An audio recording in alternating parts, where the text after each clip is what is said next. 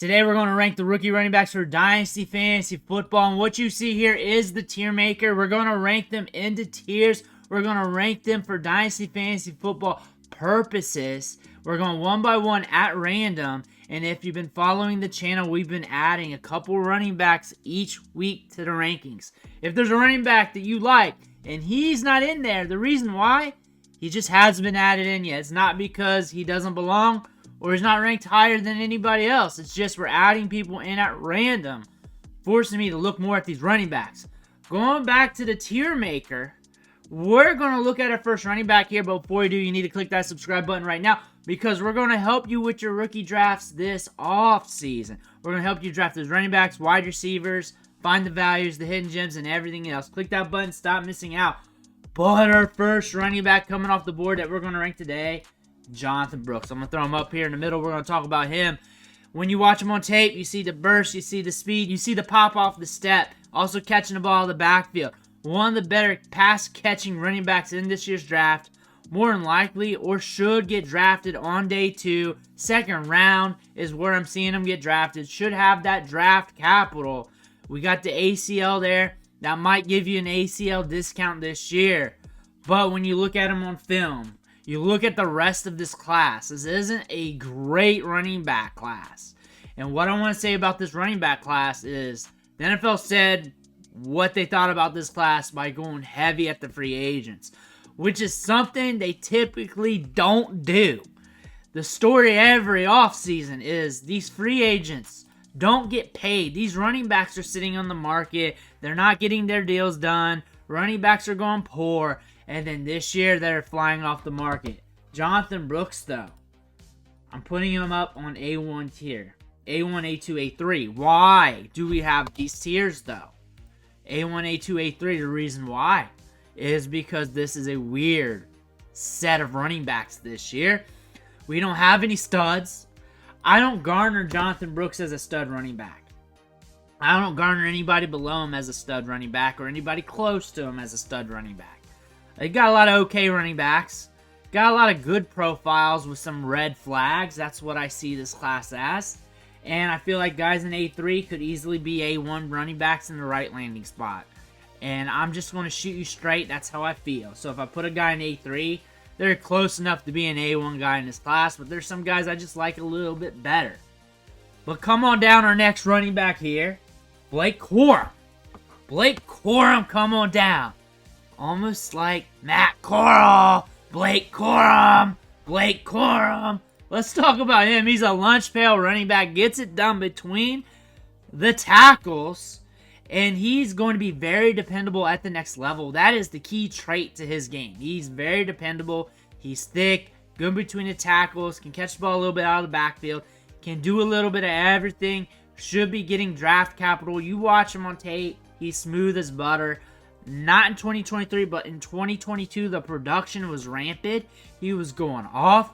One of the most productive running backs in football in 2023. That being said, when I look at Blake Corum, I got to put him up with A1.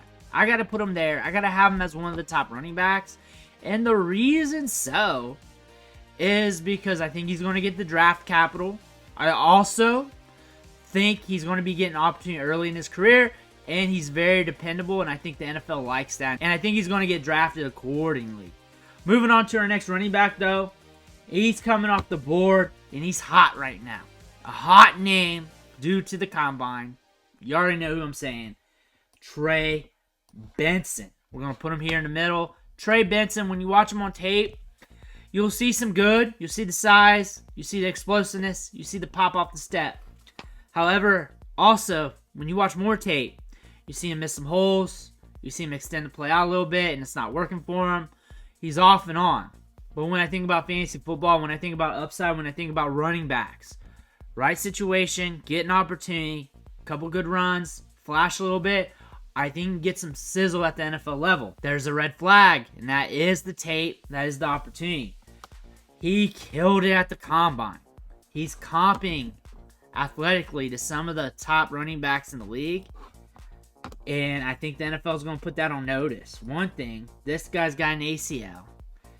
This guy is a good running back, very dependable. We got the running backs down here. Some of them are not doing so hot athletically, and this guy's got you the size-adjusted athleticism. I think he's an A1 back.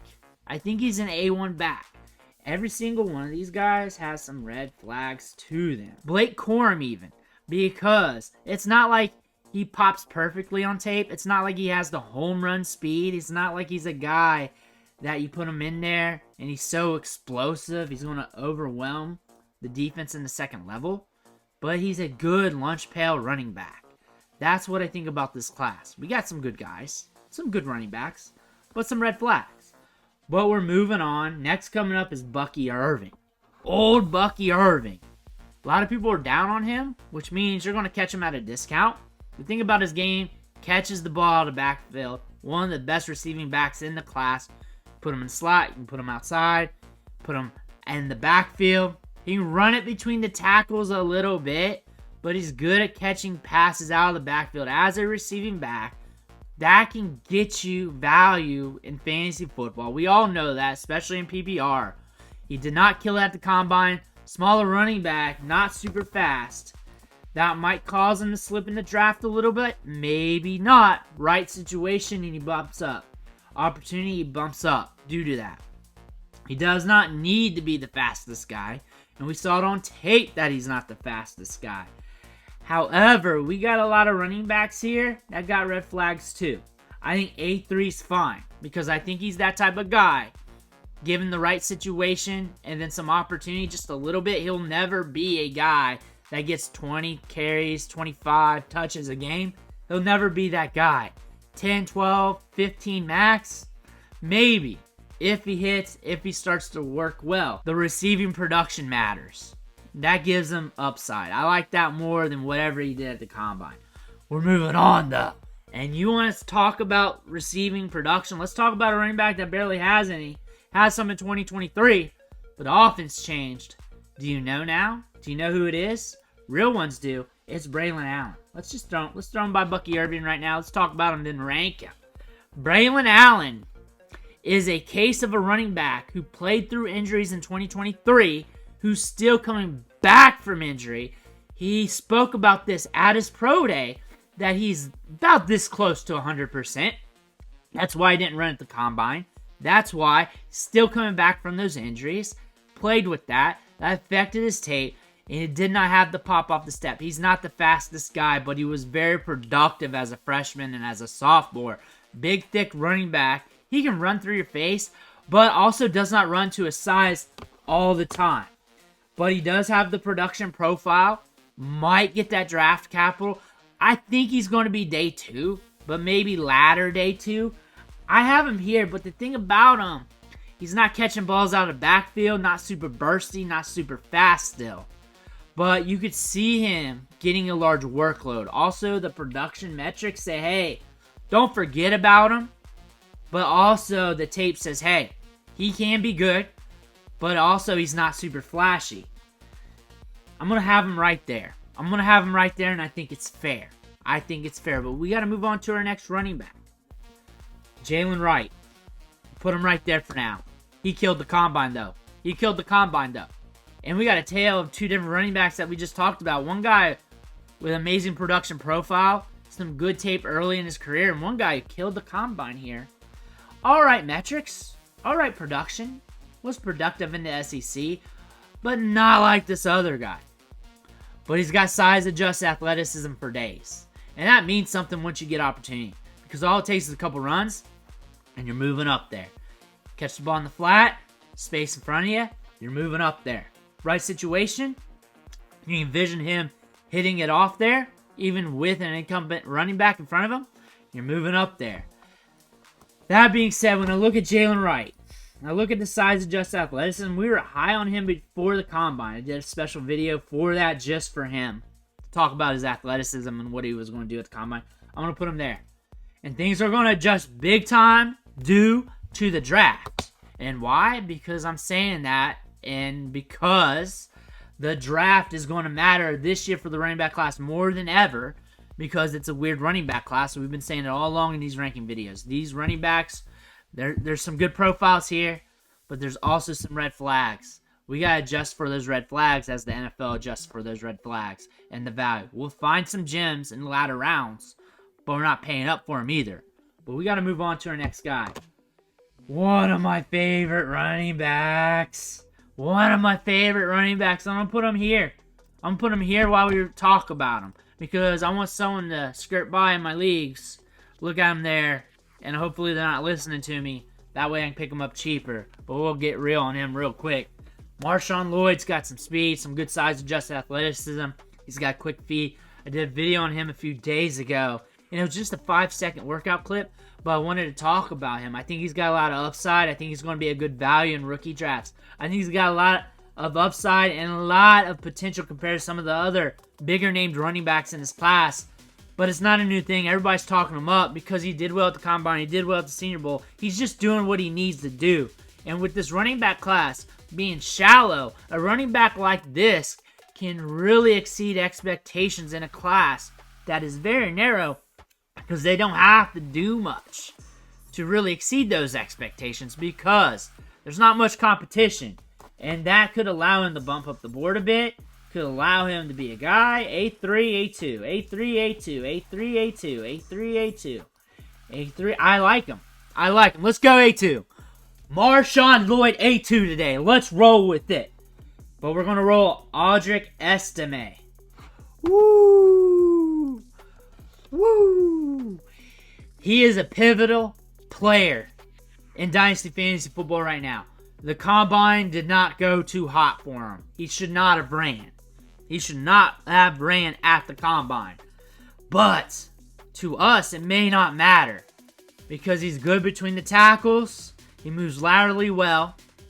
You'll see on tape there are some runs where he can break it off for long distances, but there are also runs where he gets caught from behind.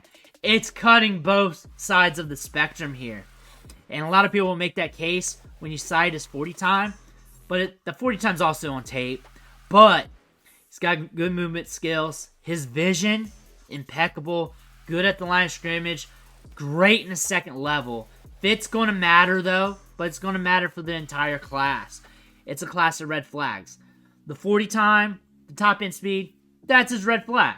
You got to live with that. It's going to be there. It's not going away. He's a bigger, thicker running back who can carry the load. We're just talking about opportunity. Doesn't catch passes really out of the backfield, but guess what? There are going to be some running backs in the NFL that don't catch passes out of the backfield too often, who's still going to have some value in fantasy football because those running backs are going to be seeing the field, taking snaps, getting carries. Where are we going to value him at? I think last time I had him around here, and I think it's around here. And really, he is very volatile with me due to the top end speed. When I think about him, I don't think of him as a running back for the long term, but I'm looking at running backs for 1 to 2 year windows anyways. So it really depends on where he goes. I think I'm going to put him here, A3. I'm going to keep him there. He's not going to B. He can't go to B. I don't know if I'll have anybody in B, but he's not going to B. Who's our next running back, though? Will Shipley. Will Shipley, I feel like he's going to be a great discount in this year's draft, especially in Dynasty. I feel like you're going to get him latter part of the second, early part of the third. Catches balls out of the backfield. You can put him in the slot. He's decent between the tackles. Got some good athleticism. Got a little thickness to him. Ran the 40 the other day at the pro day. Wasn't too bad. The numbers were juiced up. Looks like mid 4.4s or so. Whatever you want to believe. I got the video. Go look at it. But we're looking at Will Shipley here. When I compare him to these running backs here in A3, why not just as good, if not better? When I think of him value-wise in Dynasty, I like him around here. Like, profile versus value, he's kind of like here. Overall, running back-wise, is like here. You get what I'm saying? You get where I'm getting at? That's why you gotta listen to me when I rank, because I'm gonna give you ideas and talk. There's no way in hell he's going to be in B. I can say that for sure. So he's really flirting here and here. The thing about Will Shipley, I like him a lot. I like his versatility in the passing game. I'm going to put him there. I'm going to put him there. I'm going to keep him there. And that's where he's going to be. And honestly, going off feels and value, it's probably more like that-ish. That-ish. But remember how tiers work. If you don't know how tiers work, if you're in this tier, you're valued very close together. And I'll change up my rankings every day. That's why I do ranking videos once a week with you guys on these players. That way, if there's any changes whatsoever, they're there. But really, the tiers are by feel. They're by feel. But we got to move on. We got to move on to Isaiah Grandiose. Killed it at the combine. Sure did. Good size, adjusted athleticism. Great there. And the thing is, if you see him get opportunity, you know that you're going to be running to the waiver wire and redraft. You're going to be loving that he's on the back end of your bench. You're never going to depend on him after draft day. You're just going to hope he gets that opportunity. He's not going to get draft capital. The production profile's not there. The tape, not the greatest. Is he B or is he a flyer? Because the size adjusted athleticism says he's a flyer. The production profile says he's a B player. I'm drafting him as a flyer. I'm not drafting him as an asset. I'm drafting him as a gamble. Also, another way you can do this is don't draft him. Draft another player you like who has a better production profile. And then once we get into training camp, if you're hearing news on him that he's hitting, just throw that 3rd or 4th round 2025 pick at him and then get him. Maybe you want to do that instead. Because it tends to be that these players that break out, that are rookies who are in the later rounds, Keaton Mitchell, Puka Nacua, some of the other guys, you start hearing little bits of news about them mid to late August. And it's hard to pull the trigger then. But maybe you want some extra capital. 3rd, 4th round picks or whatever.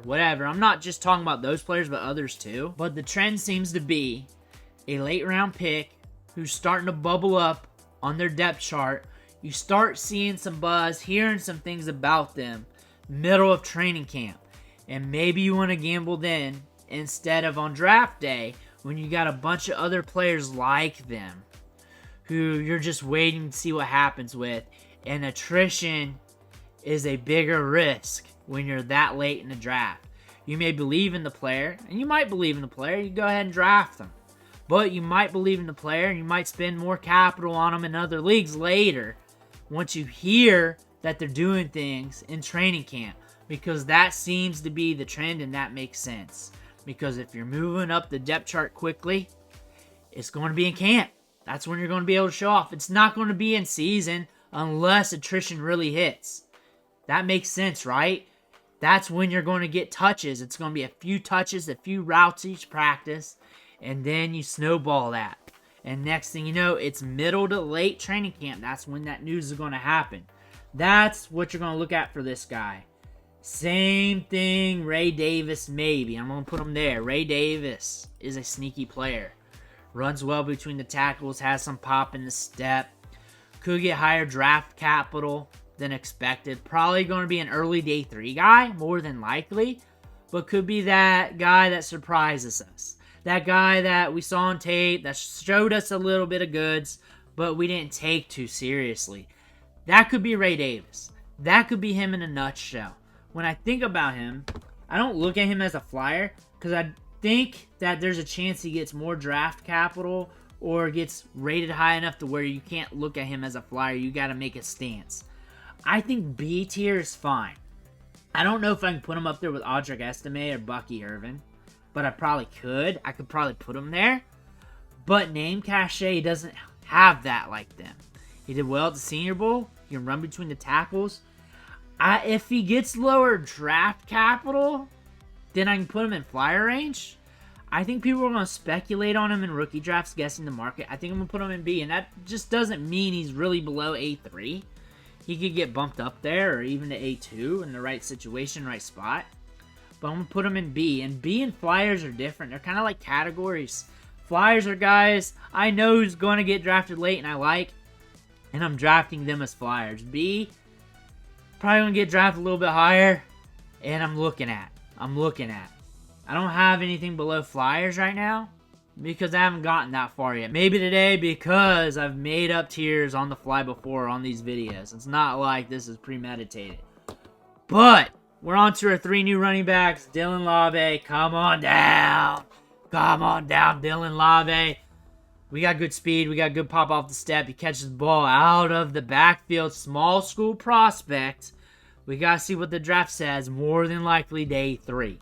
So more than likely a speculation in rookie drafts. The profile's there. And once you get to a certain range in rookie drafts, you might be pulling trigger if you're going with players, if you're not funneling picks back to 2025 or working on capital. I look at him as a flyer. I like how he catches the ball in the backfield. I like how he zips in space. I think there's some upside there. But we're moving on to our next guy because I'm rambling. Isaiah Davis, come on down. Isaiah Davis, another small school running back prospect, but he runs well between the tackles. I can see the NFL really liking him.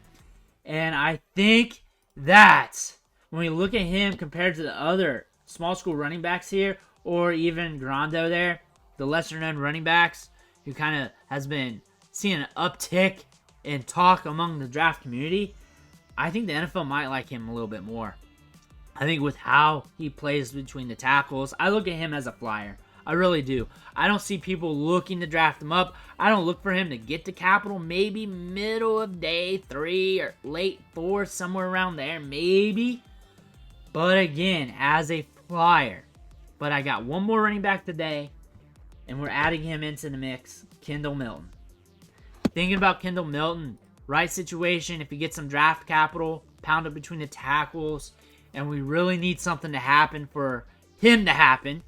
Honestly, he's a flyer. And he's a guy that was really hot in the recruiting process. We were hoping for more, just never happened. But he's got some size to him. He's got some thickness. Runs between the tackles well. And that might be the X factor in training camp. He's a flyer. If his name starts bubbling up in training camp, mid-August, you run to him. Same thing with this guy. Labe, if he starts getting an opportunity in season, catching balls out of the backfield, you might have a hitter. Same thing with this guy. These guys are flyers. You're looking at the back half of your draft. I think Ray Davis isn't going to be there in the back half of your draft. I just don't think he's going to be there. That's why he's in B. Or to have him as a flyer. I think he's going to get drafted a little bit higher by the NFL draft. I think he's going to be faded a little bit by the Dynasty draft community. And then there's going to be a spot where he's a little bit too high to be a flyer. Unless something happens. One of these guys in A1, A2, A3 is going to fall. Who do you think it's going to be? Who do you don't like? But that's it. That's the rankings for this week. Try and change my mind in the comments. Make sure to hit that subscribe button on the way out. Thank you for watching. Catch you on the next video.